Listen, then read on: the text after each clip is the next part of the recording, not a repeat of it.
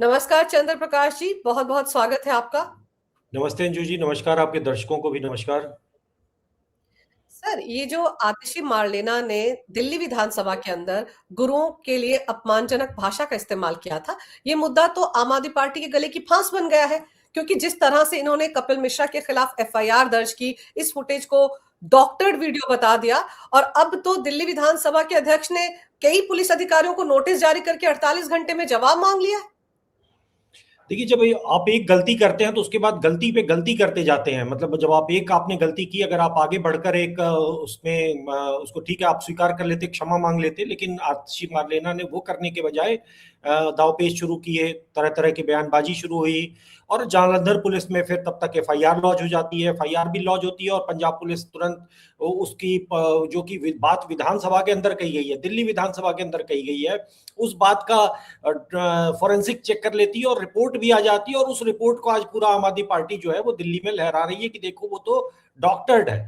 जबकि आतिशी मार्लेना ने जो कुछ कहा है वो संसद के पटल पर कहा है, वो दिल्ली संसद कह रहा हूँ, दिल्ली विधानसभा के पटल पे कहा है। और दिल्ली विधानसभा की वो टेप प्रॉपर्टी है और वो सबने सुना भी है। ऐसा भी नहीं है कि वो उनका वक्तव्य जो है पब्लिक में नहीं है। अब आप उसमें चूंकि शोर पीछे हो रहा था तो उसको उसका लाभ लेकर वो उसको अलग अलग तरीके से वो एक्सप्लेन करने का प्रयास कर रहे हैं। ठीक है, वो कर सकते हैं, उनकी राजनीति है। लेकिन जो ये पुलिस का जो पूरा खेल इन्होंने शुरू किया वो एक डेस्परेशन, अरविंद केजरीवाल और आम आदमी पार्टी का जो एक डेस्परेशन है कि एक जब गलती होती है तो तुरंत उसको ढकने के लिए और ज्यादा आक्रामक दिखो, और ज्यादा आक्रामक तरीके से सामने आओ, तो उन्होंने जालंधर में एफआईआर लॉन्च करा दी। तुरंत उन्होंने उसका मोहाली में फॉरेंसिक भी करा लिया। और अब ये जो कार्य है ये निश्चित रूप से उन पर भारी पड़ेगा, क्योंकि वो प्रॉपर्टी तो दिल्ली विधानसभा की है। आप एफआईआर लॉन्च कर रहे हो दिल्ली के मंत्री कपिल मिश्रा के ऊपर, आप तुरंत जो है वो उस फुटेज का एक मतलब एक तरह से मिस रिप्रेजेंटेशन ऑफ फैक्ट है। क्योंकि जो प्रॉपर्टी यहाँ की है, जो प्रॉपर्टी इनके पास है, उस चीज पर आपने उधर से फैक्ट चेक भी कर लिया। भैया अद्भुत है आप तो, इतनी जल्दी फैक्ट चेक करने की व्यवस्था आपकी तो कमाल है। तो कुल मिलाकर ये अब वहां के पंजाब पुलिस को भी उत्तर देना पड़ेगा। ये राजनीतिक, जब आप एक राजनीतिक लड़ाई में टूल बन जाते हैं तो आप भी कहीं ना कहीं फंस जाते हैं, पंजाब पुलिस भी कहीं ना कहीं उसमें पिसेगी, क्योंकि उनको भी अब विशेषाधिकार हनन का उत्तर देना पड़ेगा दिल्ली विधानसभा में आकर। हाँ, 48 घंटे का टाइम दिया गया है, और वो जो मोहाली की फोरेंसिक लैब में जांच करवाई गई है वीडियो की, वो रिपोर्ट भी तलब की है दिल्ली विधानसभा के अध्यक्ष विजेंद्र गुप्ता ने। लेकिन सर, विधानसभा के अंदर जब बोला जाता है तो सारा का सारा फुटेज रिकॉर्ड होता है। और मुझे याद है कि जिस दिन ये बयान उन्होंने दिया था, उसके 1 घंटे के बाद ही बीजेपी के सारे विधायकों ने बाहर आकर उनके खिलाफ मोर्चा खोल लिया था। तो ये कहना कि डॉक्टर्ड है, मतलब ये कहा जा रहा है केजरीवाल एंड कंपनी की तरफ से कि विधानसभा के अंदर रिकॉर्डिंग में डॉक्टर्ड कर दी गई वीडियो। देखिए, आम आदमी पार्टी का जो पूरी राजनीति रही है वो टेप, स्टिंग और वीडियो की फजिंग और जितने इस तरीके की ही रही है। ऐसे ही वो शुरुआत हुई है 10 साल 15 साल पहले जब उनकी राजनीति शुरू हुई थी। तो यही सब उनकी राजनीति में वो आपस में भी एक दूसरे का स्टिंग ऑपरेशन करते रहे। तो वो एक होता है कि भाई जब आप वहां पर हो, देखिए सीधी बात है कि संसद में, विधानसभा में, पब्लिक स्पीचेज में आप जो कुछ कहते हो उसकी बहुत ज्यादा डॉक्टर नहीं हो सकता है, क्योंकि वो एक ऑफिशियल फुटेज है। उसको या तो फिर ऑफिशियल है या बहुत एक से ज्यादा कैमरों में वो चीज रिकॉर्ड हो रही है। सेम टाइम पे वो कहीं ना कहीं लाइव स्ट्रीम भी हो रही है सोशल मीडिया और यूट्यूब वगैरह पे। तो कुल मिलाकर वो उसके मल्टीपल जगहें हैं जहां पर वो है। आप किस तरीके से सच को झुठला सकते हो? आप सिर्फ उस चीज के लिए राजनीतिक एक पॉस्चरिंग कर सकते हो, लेकिन सच को झुठला नहीं सकते हो आप उसमें।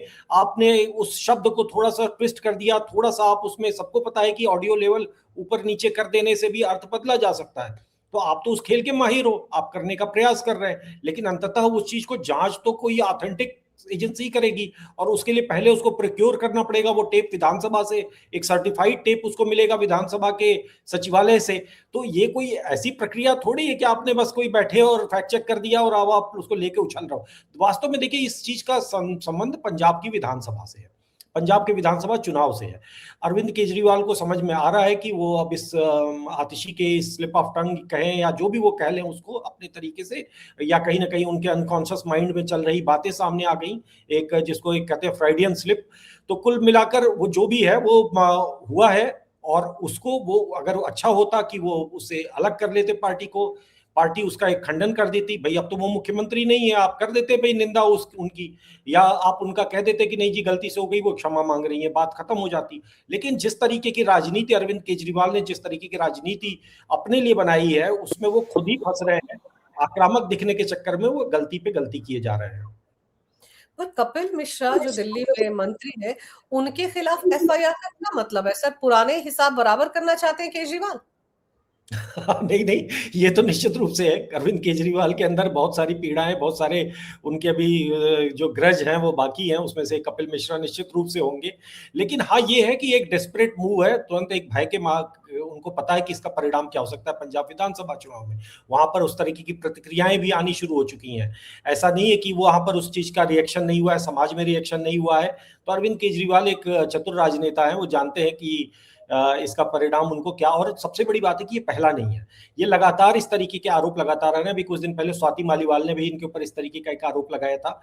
कुछ दिन पहले इन्हीं के एक प्रवक्ता ने कहा था, वो प्रवक्ता का नाम मुझे भी ध्यान नहीं आ रहा है, सब प्रवक्ता ने कहा कि अरविंद केजरीवाल की तुलना सिख गुरुओं से की थी, कि हमारे जो 10 गुरु हैं उन्हीं की तरह से अरविंद केजरीवाल है।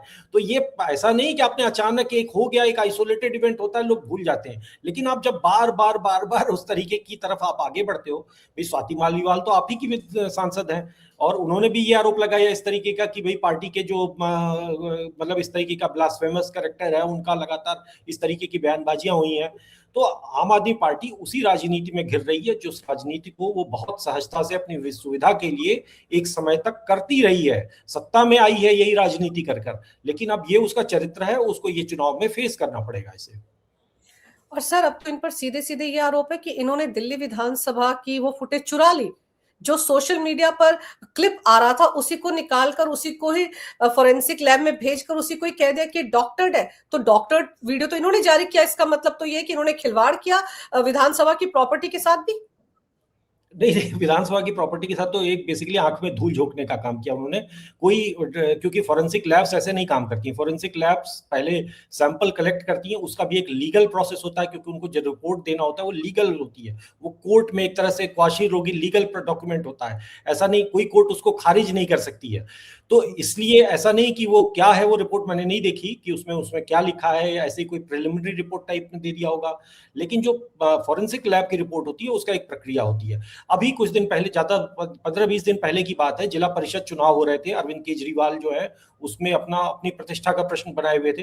तो उसमें मेरे ख्याल से पटियाला के एसएसपी का एक ऑडियो लीक हुआ था, जिसमें वो अपने मातहत अधिकारियों को वो दे रहे हैं, निर्देश दे रहे हैं कि कोई भी विपक्षी, जो कांग्रेस, अकाली दल और अन्य पार्टियों के जो कार्यकर्ता, जो नेता जो हैं, वो पर्चा दाखिला के लिए अगर जाएं तो उनको रोका जाए। उनको इस तरीके का, उस पूरी ऑडियो टेप में है कि उनको किस तरीके से बाधित किया जाए ताकि वो पर्चा ना भर सके। ये अरविंद केजरीवाल, ये लोग जो लोकतंत्र की बात करते हैं, ये इनका पूरा सीधा सीधा कैरेक्टर सामने आया था। और वो टेप भी, वो जो फुटेज थी, जो उनकी रिकॉर्डिंग थी, वरुण शर्मा जिनका मैं नाम ले रहा हूँ एसएसपी का, वो भी इसी फोरेंसिक लैब में गई थी। और वो फोरेंसिक लैब आज तक कम से कम मेरे ख्याल से 4-5 हफ्ते तो हो ही चुके होंगे, अगर मैं गलत नहीं हूं। तो 4-5 हफ्ते में वो फोरेंसिक लैब उस ऑडियो पे, जो उनका एसएसपी है, उस पे रिपोर्ट आज तक नहीं दे पाई है। लेकिन एक दिल्ली के दिल्ली की विधानसभा में क्या हो रहा है, उस पर उसकी फोरेंसिक रिपोर्ट जो है, वो अगर 2 घंटे में आ जा रही है, तो आप समझ सकती हैं कि कितनी गंभीर रिपोर्ट है वो। सर इससे तो ये भी पता चलता है कि दिल्ली में करारी हार के बाद अपना बोरिया बिस्तर समेट कर अपने पूरे कुनबे के साथ केजरीवाल पंजाब तो चले गए, लेकिन आत्मा उनकी दिल्ली विधानसभा में घूम रही है, और हो सकता है कि शीश महल में भी घूम रही हो, इसीलिए ये सारे कांड किए जा रहे हैं। लेकिन सवाल यहाँ पर यह भी उठता है सर कि आप कैसे एफआईआर दूसरे राज्य में दर्ज कर सकते हैं उस कार्रवाई के लिए जो दिल्ली विधानसभा के अंदर हुई? क्या इतनी समझ केजरीवाल को नहीं? तो बहुत बड़े आला अधिकारी हुआ करते थे। या फिर ये राजनीति के मारे अपनी साख बचाने के लिए या अपनी डूबती नैया को बचाने के लिए इस तरह से हाथ पांव मार रहे हैं और नैया और डूब रही है? क्योंकि ये दिल्ली विधानसभा चुनाव, पंजाब विधानसभा चुनाव में एक बहुत बड़ा मुद्दा बनने वाला है। देखिए, अरविंद केजरीवाल आंख में धूल झोंकने की राजनीति करते रहे। यहाँ कह दिया कि हरियाणा सरकार जो है वो जहर डाल रही है यमुना के पानी में। तो इस तरीके की जो व्यक्ति राजनीति कर चुका है उसको क्या फर्क पड़ता है, वो कुछ भी कर सकता है, वो कोर्ट का ऑर्डर फर्जी भी ला सकता है, वो मतलब उनके लिए किसी चीज का कोई राजनीतिक नैतिक और एक मर्यादा जो होती है वो उसका कभी कोई उनकी राजनीति में कोई एक लेश मात्र भी स्थान नहीं रहा। उनके खुद के ही सहयोगी बताते हैं कि उनकी नैतिकता और उनका सब क्या है। जो व्यक्ति खुद ही उन्हीं की पार्टी है, उनका सबसे विश्वस्त दायां हाथ बता चुका है कि वो खालिस्तान के प्रधानमंत्री, पहले प्रधानमंत्री बनना चाहते हैं। तो अरविंद केजरीवाल पंजाब में गए, जो आपका प्रश्न है कि भाई दिल्ली में उनका मन दिल्ली में नहीं लगा है, दिल्ली में पुलिस नहीं है, वो जान रहे हैं कि दिल्ली में वो नहीं कर पा रहे हैं जो वहां पर वो एक मतलब एक कहते हैं कि एक मुख्यमंत्री का मतलब असली सुपर सीएम बनकर जो पावर एंजॉय कर रहे हैं, भाई उससे बड़ा दिल्ली में तो जो उन्होंने शीश महल बनवाया था, उस शीश महल के दोगुना साइज जो है पंजाब में उन्होंने बनवा लिया। वहां हेलीपैड भी है, दिल्ली में हेलीपैड नहीं था। वहां पर उन्होंने वो हर जो देखिए वो अरविंद केजरीवाल आपको अब सत्ता का जो एक सुख होता है, जो सत्ता की जो एक अय्याशी होती है, वो उसका चस्का लग चुका है। लग तो बहुत पहले चुका था, लेकिन एक नाटक था जो लंबे समय तक चला था, धीरे धीरे वो नाटक टूटा और लोगों को सच्चाई दिख गई।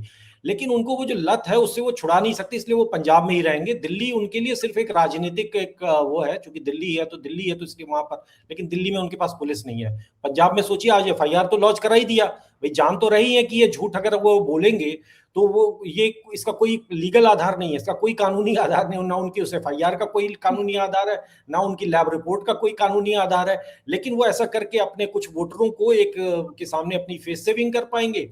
और झूठ की शक्ति तो उनकी तो काट की हांडी कई बार चढ़ चुकी है, एक बार और चढ़ाने की कोशिश कर रहे हैं वो। हाँ, वैसे ही जली फूकी हांडी है, थोड़ी सी जो बच गई है उसको और जला फूका लिया जाए। अभी तो खबरें ये भी आ रही है कि उनका तो आज दौरा था, अमृतसर जाने वाले थे वो अपने सीएम भगवंत मान के साथ। मतलब भगवंत मान का पीछा नहीं छोड़ रहे हैं केजरीवाल, जहां जहां भगवंत मान उनके साथ साथ चले होते हैं और अधिकारी भी केजरीवाल को ब्रीफ कर रहे होते हैं। तो सुने कुछ प्रोजेक्ट्स का उद्घाटन करने के लिए दोनों अमृतसर जाने वाले थे या जालंधर जाने वाले थे, और अब वो दौरा भी रद्द करना पड़ा क्योंकि वहां पर बीजेपी ने मोर्चा खोल लिया है। और अब तो कांग्रेस ने भी कहना शुरू कर दिया कि उनके 2 एमएलए हैं, उनके खिलाफ भी एफआईआर दर्ज की है पंजाब पुलिस ने इसी मामले में। देखिए अरविंद केजरीवाल तो बैताल बन चुके हैं, उनकी उनकी राजनीति जो है विक्रम बैताल में, जो बैताल जो है विक्रम के गले में जो लटका रहता था, वो कुल मिलाकर दिल्ली में भी उन्होंने यही आतिशी के गले में लटके हुए थे वो। फिर उसके बाद वो जाकर पंजाब में भगवंत मान भगवंत के मान गले में। तो वो उस बैताल की राजनीति से फिलहाल वो नहीं, अब उनके भाग्य में वही है, क्योंकि अब उनके पास राजनीतिक अपनी जो जमीन थी वो खो रहे हैं बहुत तेजी से। और पंजाब का चुनाव उनके लिए बहुत महत्वपूर्ण है, उसके लिए वो हर कुछ कर सकते हैं, चाहे वो जिस तरीके से पिछली बार खालिस्तानियों की सहायता ली, उसके एवज में उन्होंने वहां पर खालिस्तानी आतंकवाद को बढ़ावा भी दिया। आज पंजाब जो है एक बार फिर से उन संकटों को झेल रहा है जो 80-90 के दशक में हुआ करता था। जो 80-90 के दशक का था आतंकवाद, जो खालिस्तानी आतंकवाद था, आज हम उसको फिर से पंजाब में स्मेल कर सकते हैं, देख सकते हैं। वो बड़े स्पष्ट रूप से, कम से कम हथियारों के रूप में नहीं हो लेकिन विचारों के रूप में तो वो दिखाई देता है। तो उसका श्रेय तो अरविंद केजरीवाल को हमें देना चाहिए कि अरविंद केजरीवाल ने पंजाब में आतंकवाद, खालिस्तानी आतंकवाद की वापसी कराने में अपने राजनीतिक हित के लिए बहुत सहायता की। तो आज वो वहां की ही राजनीति वो लड़ रहे हैं, उनको कोई कहीं ना तो देश से मतलब है, ना उनको किसी तरह की नैतिकता से मतलब है, ना ही कभी रहा है। तो अब वो वहां पर क्या कर रहे हैं वो बहुत स्पष्ट रूप से दिखाई दे रहा है देश को। उनके लिए कोई उस चीज का बहुत ज्यादा मेरे ख्याल से मतलब नहीं है कि वो क्या कर रहे हैं और क्यों कर रहे हैं। वो क्या कर रहे हैं, क्यों कर रहे हैं, वो तो रोज दिखता रहता है सर, तस्वीरें आती रहते हैं, वीडियो आते रहते हैं। विभव कुमार वहां सब कुछ संभाल रहा है, उसको तो बहुत पहले वहां भेज दिया गया था। आपको याद होगा स्वाति मालीवाल के साथ मार पिटाई करने वाला शख्स वहां पर सब कुछ संभाल रहा है। सुना है राज्य के डीजीपी तक उसको रिपोर्ट करते हैं। मतलब पंजाब पुलिस का बेजा इस्तेमाल, दुरुपयोग केजरीवाल करवा रहे हैं भगवंत मान के जरिए। वरना आप खुद सोचिए, ये काम क्या पंजाब पुलिस का, इस तरह की फोरेंसिक जांच कराना और आनन फानन में रिपोर्ट भी आ जाना। अभी तो कुछ पत्रकार हैं जिन्होंने कुछ सवाल पूछे थे आरटीआई के जरिए कि भाई केजरीवाल किस हैसियत से पंजाब के सरकारी जहाज का इस्तेमाल करते हैं, उस पर देखिए उन सब पर भी एफआईआर दर्ज हो गई।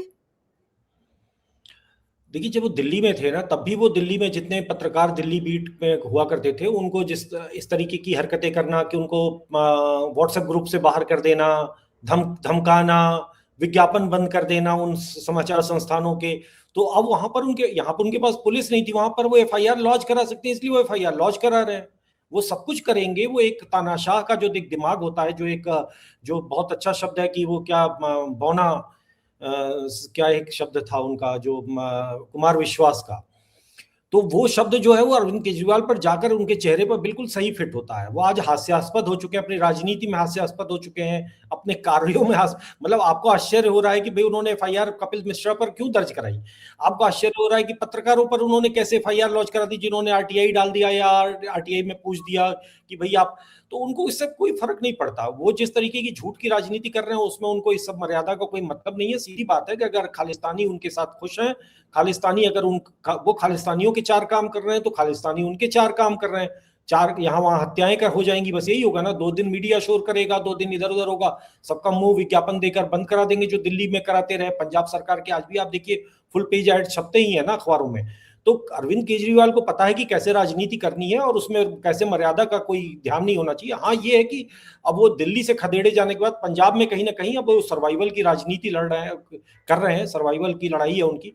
और अब इस लड़ाई में वो जो कुछ भी कर सकते हैं, वो जैसा कहा ही था मनीष सिसोदिया की जो मीटिंग का एक वो वायरल हुआ था कि हम क्या साम दाम दंड भेद, साम दाम दंड भेद का प्रयोग करेंगे। तो साम दाम दंड भेद उनकी राजनीति का मूल आधार है। अभी कोई उसमें ऐसा नहीं, कोई नैतिकता का कोई चक्कर में नहीं है। वो 10 साल में वो राजनीति में वो लालू यादव और कांग्रेस पार्टी से बहुत आगे निकल चुके हैं। जो नीचता की जो राजनीति है उसमें वो आज लालू यादव हैं, अभी जो 40 साल में बनके तैयार हुए, अरविंद केजरीवाल ने वो एक्सीलेंस 4 साल में प्राप्त किया। तो अरविंद केजरीवाल का इसमें तो कोई सानी नहीं है मेरे ख्याल से। अब जब ये चारों अधिकारी जो है, पंजाब के डीजीपी हैं, साइबर क्राइम सेल के स्पेशल डीजीपी हैं, जालंधर के पुलिस कमिश्नर, इनको नोटिस भेजा गया है 48 घंटे में जवाब देने का। इसके बाद इनके खिलाफ क्या कार्रवाई हो सकती है? इनके खिलाफ वो विशेषाधिकार हनन के तहत कार्रवाई होगी, तब तो केजरीवाल नहीं बचा पाएंगे इनको। देखिए बचाने को मतलब कुछ चीजें बड़ी राजनीतिक रूप में होती हैं, पॉस्चरिंग होती हैं, ठीक है। वो विशेषाधिकार हनन में अगर दिल्ली सरकार, दिल्ली विधानसभा परस्यू करती है तो वो एक लिखित माफी मांग देंगे। अगर फिर भी फिजिकली बुला, मतलब अब आगे क्या होगा देखने वाली बात है, क्योंकि विशेषाधिकार हनन का मामला कोर्ट कचहरी का मामला नहीं है। ये पूरी तरह से ये विधानसभा के स्पीकर, विधानसभा के अध्यक्ष की मर्जी पे चलने वाला निर्णय है। वो समन भेजेंगे, वो उनको भेजेंगे ही नहीं। अरेस्ट आप किससे कराओगे, किस एजेंसी से आप उनको अरेस्ट कराओगे, किस एजेंसी से उस समन का तामील कराओगे। देखिए जिस तरीके का एक संवैधानिक संकट पंजाब में, बंगाल में ममता बनर्जी पैदा कर रही हैं, जिस तरीके का संवैधानिक संकट स्टालिन तमिलनाडु में बार बार पैदा कर रहे हैं, वही संवैधानिक संकट तो अरविंद केजरीवाल भी पंजाब में पैदा करना चाहते। तभी तो वो दिखेंगे फाइटर, और तभी तो अपने इंटरनेशनल मास्टर्स को दिखाएंगे कि देखो हम भारत में ये जो नरेंद्र मोदी नाम का एक शैतान बैठ गया है, उससे लड़ने में मैं सबसे योग्य व्यक्ति हूं, तो तुम मेरे पर इन्वेस्ट करो। तो कहीं ना कहीं इस चीज की भी लड़ाई है, क्योंकि अरविंद केजरीवाल तो मूलतः उन्हीं के डिजाइन, उन्हीं के पैदा किए, उन्हीं के प्लांटेड व्यक्ति हैं। मूलतः वो फोर्ड फाउंडेशन के एक एजेंट के तौर पर, और जो फोर्ड फाउंडेशन से जुड़ी हुई जो एजेंसीज है उनके एजेंट की तरह से काम करते रहे।